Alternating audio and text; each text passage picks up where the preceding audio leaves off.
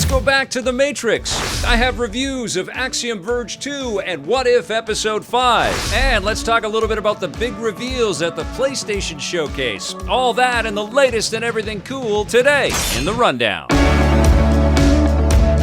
Hey, welcome to The Rundown. My name is Victor Lucas, and I'm so glad you found me here in the Electric Playground. Today's episode is brought to you by Pinnacle, which is back and headed to the Vancouver Convention Center. It's hosted by the Gaming Stadium, along with partners Even Matchup Gaming, Gallant Gaming, and Vancouver Street Battle, and they're bringing you 3 days of non-stop gaming action. Pinnacle runs Friday, October 8th to Sunday, October 10th, and it's going to feature a $30,000 prize pool around some of the best in competitive gaming like Smash Bros. Ultimate, Street Fighter, and Guilty Gear.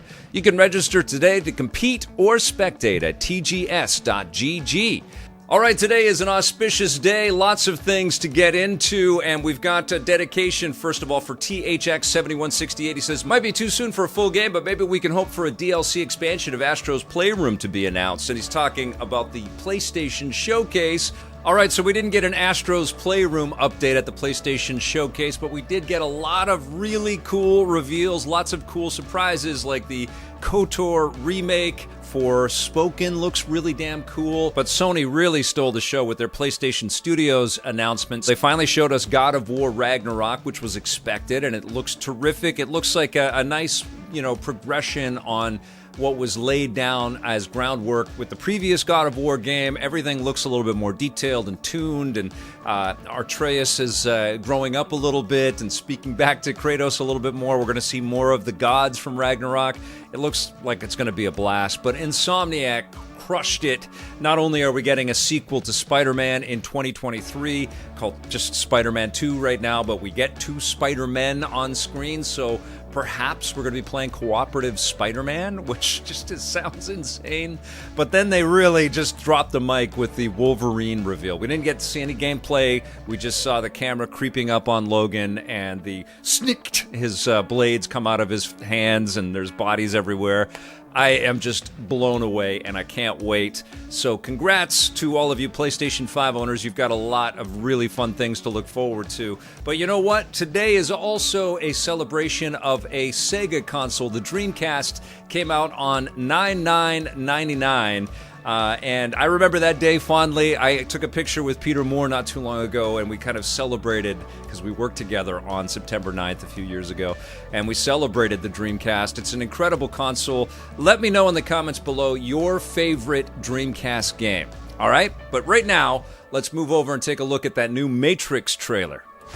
After a bunch of teases, Warner Brothers dropped the Matrix Resurrections trailer today, and boy, it is incredible. Of course, it takes us back to lots of imagery that we're familiar with from the very first Matrix movie, and we've got Carrie-Anne Moss and Keanu Reeves reprising their roles, or are they their roles? There's a tremendous amount of mystery and intrigue in this trailer, and I'm sure in the film as well. There's lots of correlations and echoes of things that we have seen before. Yahya Abdul-Mateen looks like he's playing a version of Morpheus, although he's obviously younger than Lawrence Fishburne. About the same age as Lawrence Fishburne was in the original Matrix movie, and he looks incredible. There's some fantastic little fight pieces that we get in there. We get to see some bullet time in action. We get to see Neo and Trinity on a bike being chased and shot at by all kinds of people. Also, Jessica Henwick, which was my favorite part of the Iron Fist show. She was phenomenal in that show. The only really redeeming thing about the Iron Fist show.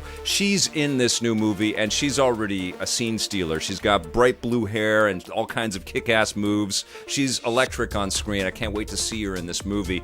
It looks like it's a return to form, and it looks like it's Keanu Reeves as Thomas Anderson and Neo trying to sift through his memories of the virtual and the real and kind of decipher exactly what's happening and what is really going on with him. There's also lots of imagery of the machines and people being, unplugged from down the batteries and stuff. It's iconic imagery. I haven't seen The Matrix in a bunch of years, but there's a lot of stuff that flashes into my mind as I watch this. I hope the movie holds together. It looks like it's going to be a really, really well-made film. And it's Lana Wachowski that's bringing us the movie alone this time. The sisters didn't want to work together on this one. Lily Wachowski wanted a break from filmmaking.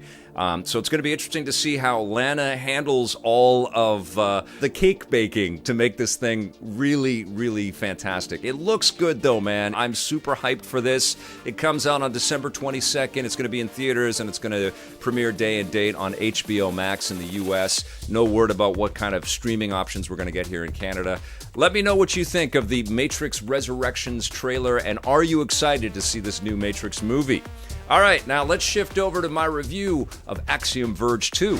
My Nintendo Switch has been getting quite warm as I've been spending many hours in Axiom Verge 2 from Thomas Happ, and I have really been impressed with the myth building and the story building. This is a game that kind of takes place concurrently with the events that unfolded in Axiom Verge 1, so you don't really have to play Axiom Verge 1 to get the most out of Axiom Verge 2. I will say, though, right off the top that I prefer Axiom Verge 1 to Axiom Verge 2, and it's not because of the ambition in Axiom Verge 2 or the cool locations that we go to or the great kind of power-up ramping that Thomas Happ has put into the gameplay, because you do get incredible abilities and it is super mysterious and you are interested in the different people that you encounter and the computer screens that you interact with and these ancient, objects that you come across and these devastated tanks and other objects and all of these funky robotic enemies that you encounter along the way, also some biological enemies that you encounter along the way.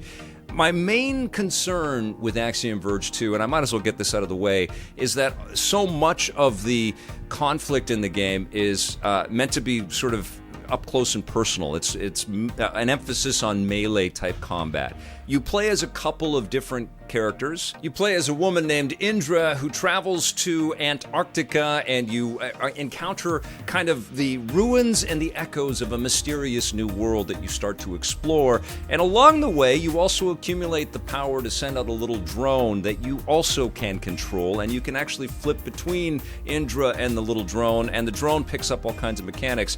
But Indra has a pickaxe that she does most of her combat with. There's other abilities as well. And the little drone has like a glaive on a yo-yo string. And the little drone has to do quite a bit of stuff in the game. It's a little bit like the Morph Ball in the Metroid series, but there's new abilities like Spider-Man grapples and things like that. You also get some new traversal elements as you progress, for both characters. And it's an interesting kind of reliance on both characters that I actually really like, but I just did not find the combat satisfying. I felt like there was a lot of cheap deaths in the game. I felt like the drone was incredibly wimpy, and I was constantly coming up against tougher enemies that were taking me out with a couple of swipes. I would get knocked out by steam, and then I'd have to travel back to a save point and make my way all the way along. And so that wasn't a satisfying loop, even as I spent the skill points to become more powerful. But I also found that it was just a lot of going crisscross around the whole map, looking for the one little area that the new power-up or the new ability would allow me to enter. And that can be a big pain in the ass in a lot of Metroidvania-type experiences. But I don't know, this one just felt a little bit frustrating. Obviously, as you progress deeper into the game, you're going to find some new ways to traverse quicker around the map, and new areas keep opening up for you. And as you get past the 10, 12 hour mark, things become a lot more interesting in this game for sure. But I did encounter a lot more frustration. Coupled with that is there's this beautiful artistry, lots of great, scrolling backgrounds and lots of incredible little details everywhere. And this really cool new music score that's out there, which has kind of, Middle Eastern type flavors. It honestly reminded me a little bit of what Bear McCreary did with the Battlestar Galactica soundtrack. And I don't know if that was an influence or not for Thomas, but there were times when I was getting frustrated with the game and the music was blaring at me, and the female vocalist was just singing out her lines.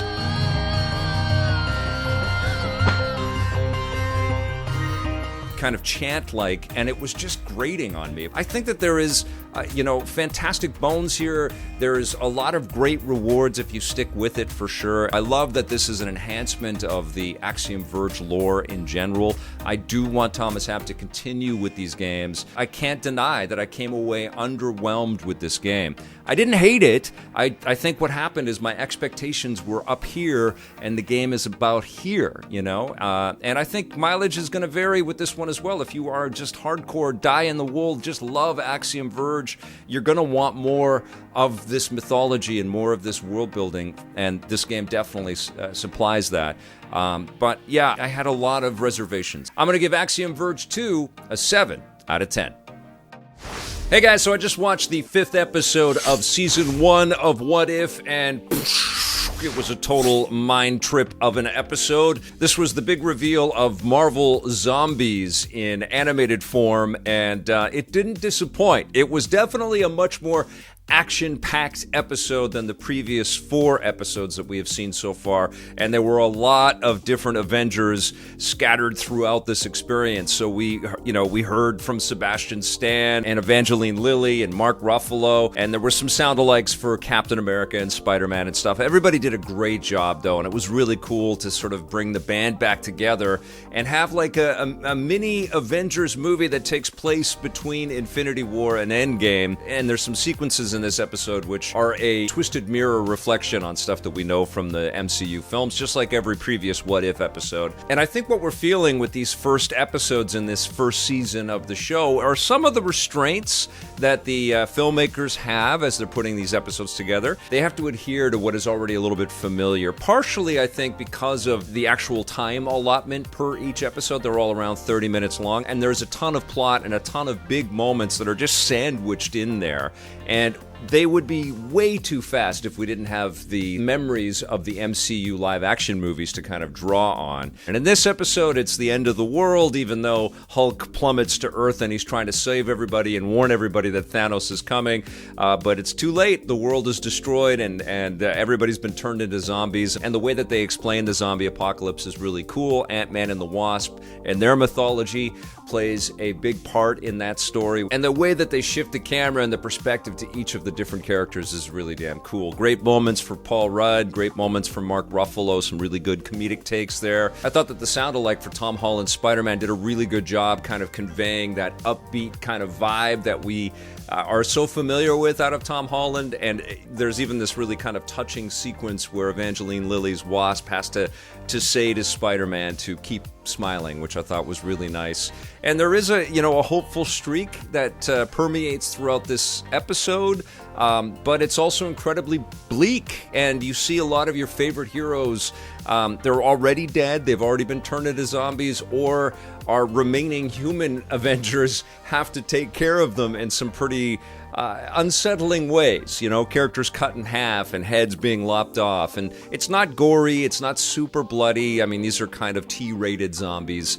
But it's effective storytelling, and it's creepy, and it's so well animated. I mean, it's just a gorgeous, gorgeous show. All of these episodes have just been gorgeous, and I love that there's this kind of adherence to what we see in the live-action format for the Marvel Universe, and the comic book kind of vibe as well. And there's some, touches of some of the Saturday morning stuff that we've seen, but it's all obviously much more expensive and much more finely detailed and fine-tuned. You're never, missing frames of animation with this. It's almost rotoscoped in some ways, but it's not a one-to-one recreation of these actors' faces. There's a little bit of interpretation and a little bit of the show claiming ownership on the characters rather than just making the actors, which I think is a smart move. And it also, this show in general just leaves so many doors open and so many possibilities.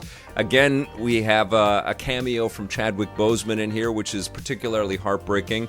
And I have to tell you, like, watching any dystopian stuff or playing dystopian video games when there is so much, end of the world kind of turmoil happening in reality is surreal, It just is a surreal thing. And I think it adds a little bit of emotional weight to this episode. It does go by too quickly. 30 minutes is just too fast to pack in all of these story beats.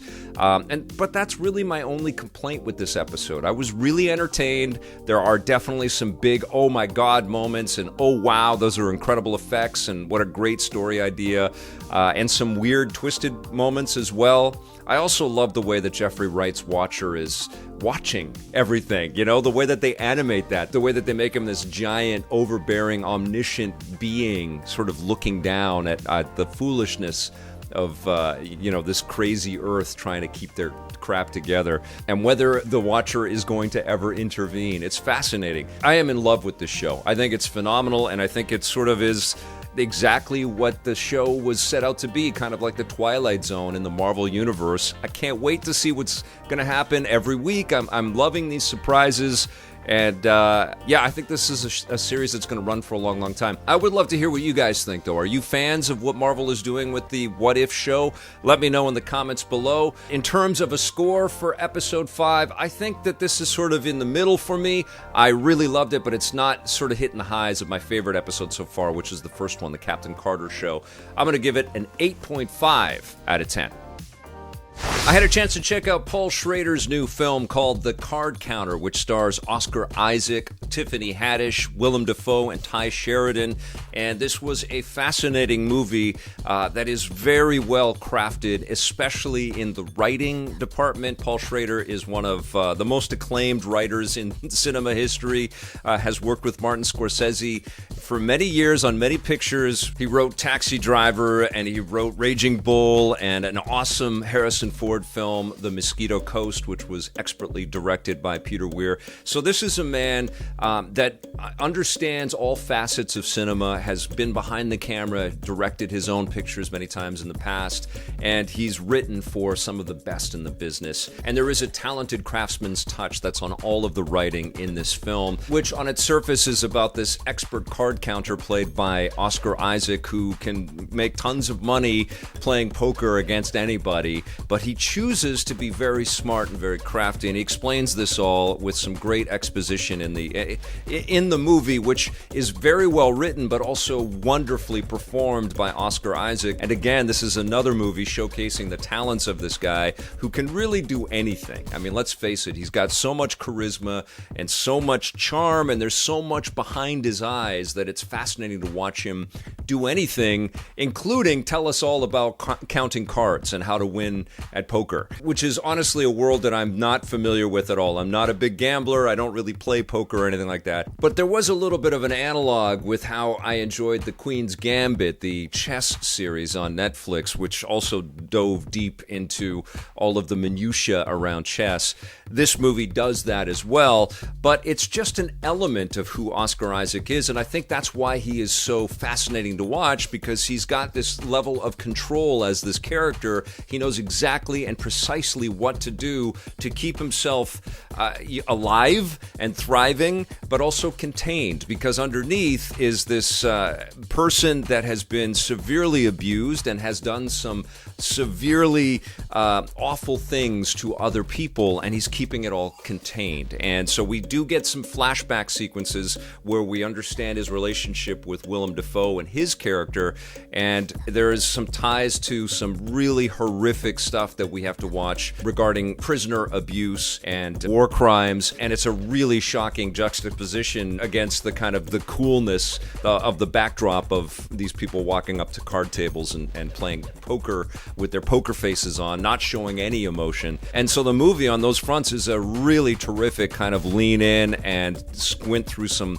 heinous stuff kind of endeavor, but it's undermined a little bit, and I hate to single out a performance because I'm a huge fan of Tiffany Haddish. I just think that she's not up to the same level and doesn't have the same game as Oscar Isaac does, and she's asked to contribute quite a bit. We really should get to know this person more than I feel like the performance can kind of reveal in the film. And some of the way that she's delivering these great lines, because there is, chemistry in the words, it just felt a little stilted to me. And so we have these sequences where, Tiffany Haddish is kind of bringing out the humanity and helping Oscar Isaac kind of heal through some things.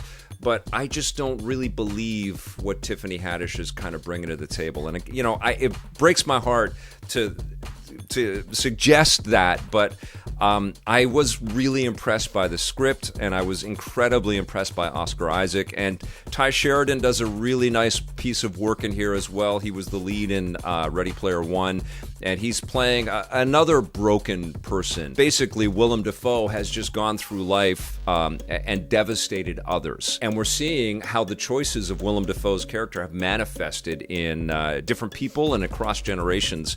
It's all incredibly interesting. You really want to know these people and know these worlds and know how they're sort of navigating through. And of course, there is this undercurrent of menace and this real kind of sense like there's going to be a violent act that's going to erupt at any moment. And then we do get jump cuts to some horrific violent acts as well. So it's a powerful film all in all, even though I've got some reservations around Haddish's performance here. And don't get me wrong, she's a really fantastic performer and she's so adept with comedy and, she's a superstar. But it just felt like the wrong fit in this film.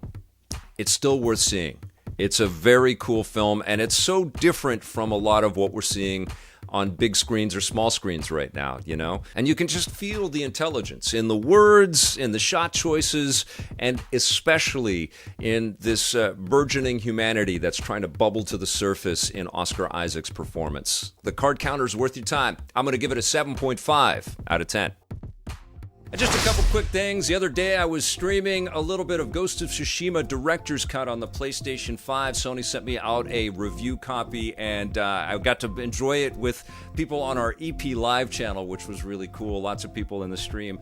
And I had a lot of fun playing the game. God, it is so damn gorgeous. It's not necessarily a huge visual improvement on the PlayStation 5 because it was already one of the best looking PlayStation 4 games, but it just runs smoother. The cool bits are, now that it's on the PlayStation 5, it takes full advantage of the DualSense controller, so you can feel all of the subtleties as you're traversing the area and wiping out all kinds of Mongols.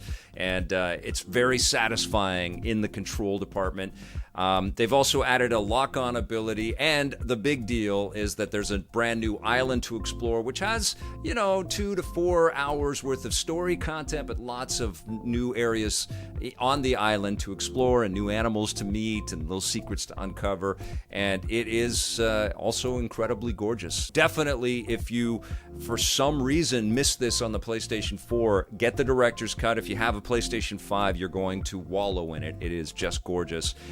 I would also think that if you have, and I thought about this, if you have a hard copy of the base version of Ghost of Tsushima for PS4, maybe sell that and then upgrade to the PS5 director's cut, or wait a little while because the price will go down a little bit, because it's a little bit pricey to get the extra content and all that stuff. It's worth the investment if you haven't got it at all, but sales come up for these things. But God, it's an incredible game to go back to, I'll tell you that. And finally, one last thing. Marvel and Disney have updated the Marvel Unlimited app, which is a mainstay on my iPad. I actually have one of the big iPads that I bought just for reading comic books on, and Marvel Unlimited has always been good. Now it's better. They have an Infinity Comics mode where you can scroll if you've got like a smaller screen on your iPhone or whatever, so they've kind of retooled the follow along with the panels kind of mode on this, which is awesome. You can also follow specific characters, so as new comics keep popping up, you can just read those. You can have unlimited downloads now, which is great. And just the experience of reading over 29,000 comics, are you kidding me?